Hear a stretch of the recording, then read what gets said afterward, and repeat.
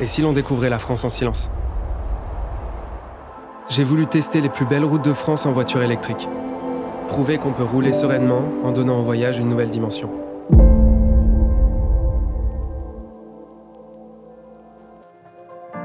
Du charme des maisons à colombage, aux vignes des plus grands crus, c'est sur la route du Rhin que je vous emmène pour un voyage unique.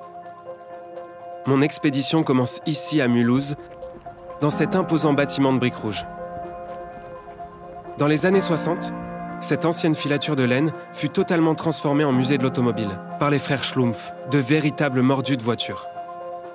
Mylène me guide dans ce véritable dédale où se rencontrent des centaines de véhicules légendaires.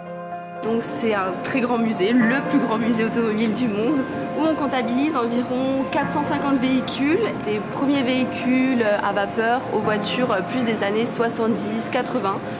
En plus d'un atelier de rénovation redonnant vie aux 4 roues mythiques, un circuit attenant au musée a été conçu afin de les faire rouler. Et ce n'est pas pour me déplaire.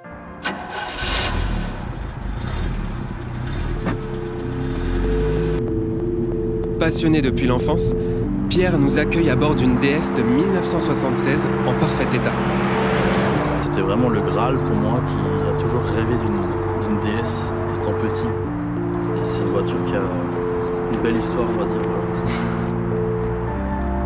Les 115 chevaux, on les ressent, en vitesse de pointe, on monte jusqu'à 170.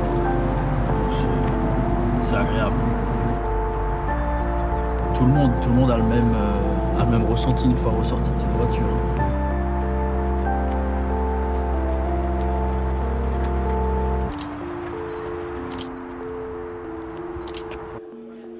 C'est à bord d'une autre DS, plus moderne et complètement rechargée, que nous quittons la ville.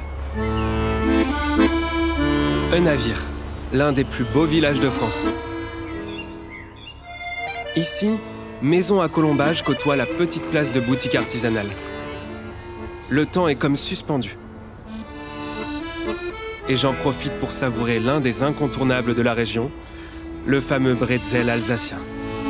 Si simple et pourtant si bon. Une dernière photo volée, puis je reprends la route. Me voici littéralement cerné par les vignobles de Grand Cru, où seul un expert pourra me guider.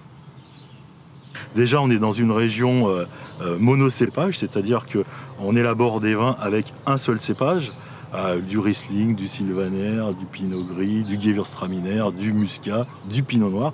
Et c'est vraiment cette diversité qui est la spécificité des vins alsaciens. En dessous, là, on a à peu près 1,50 m de profondeur de sol, là. Et dessous, on a ce calcaire dessous, et c'est lui qui va donner toute cette minéralité au vin, tu vois. En plus de son métier de journaliste et d'œnologue, Olivier pratique l'art de recevoir et de faire découvrir à qui veut ce terroir alsacien qu'il aime tant. On a le Rosacar qui est juste de l'autre côté, mais j'adore ce point de vue parce qu'on a vraiment une vue d'ensemble sur ce vignoble du Navire. Allez, Sgelt, comme on dit en alsacien. J'ai décidé de ne pas reprendre la route de suite, afin de profiter au mieux de cet instant et du nectar local. L'Alsace est définitivement une terre pleine de surprises.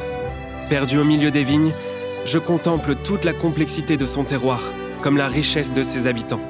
Je n'ai qu'une hâte, découvrir ce que me réserve ma prochaine destination.